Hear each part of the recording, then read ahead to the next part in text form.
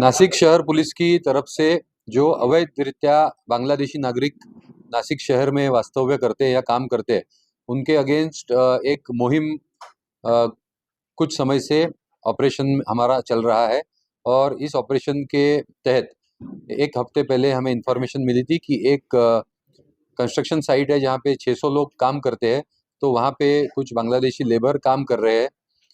हमारे crime branch Nashik police को ये इन्फॉर्मेशन मिली और उन्होंने ये इन्फॉर्मेशन वेरीफाई की। हमारे जो अधिकारी और अमलदार जो मेरे पीछे खड़े हुए, उन्होंने बहुत अच्छा काम किया। उन्होंने 4 दिन तक वो इस साइट पर अपना भेष बदल के, कभी लेबर कॉन्ट्रैक्टर हो तो कभी लेबर हो, इस तरह से 4 दिन तक ये ऑपरेशन कर रहे थे। और इन्होंने कुछ बांग्लादेशी सस्पेक्टेड ये आइडेंटिफाई किए और स्पॉट किए।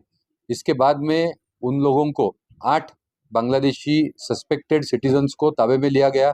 उनके पास से 3 लोगों के पास से हमको बांग्लादेश कंट्री के आइडेंटिफिकेशन के कार्ड्स मिले हुए हैं और एक का हमको बर्थ सर्टिफिकेट, स्कूल सर्टिफिकेट भी मिला हुआ है। आपको ये मैं दिखा रहा हूँ। ये जो है ये बांग्लादेश का, जैसे हमारा आधार कार्ड है वैसे बांग्लादेश नेशनल आईडी कार्ड है। ये 3 लोगों के पास पाया गया है।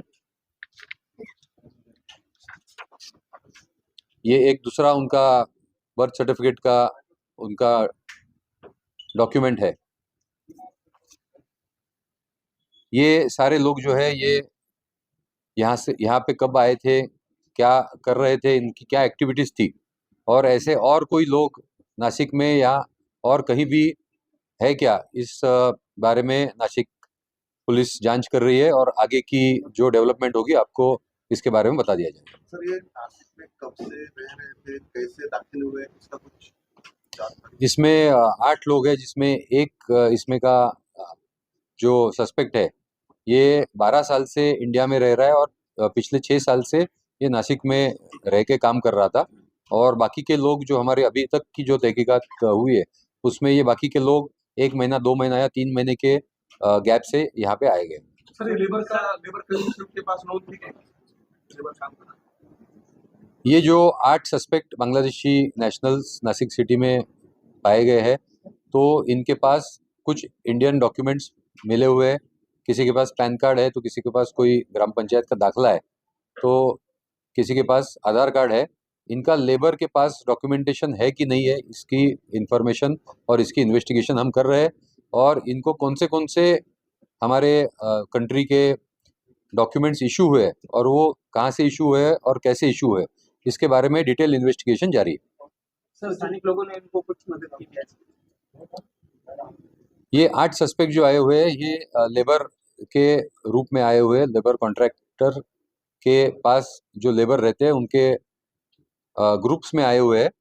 तो ये लेबर कैंप्स में ही रह रहे थे, तो इनको किसी ने जानबूझ के मदद की है ऐसे अभी तक सामने नहीं आया है, लेकिन हमारा इन्वेस्टिगेशन ऑन है। ऐसे कोई अगर सामने आता है तो इस पे प्रॉपर कार्रवाई, लीगल कार्रवाई की जाएगी।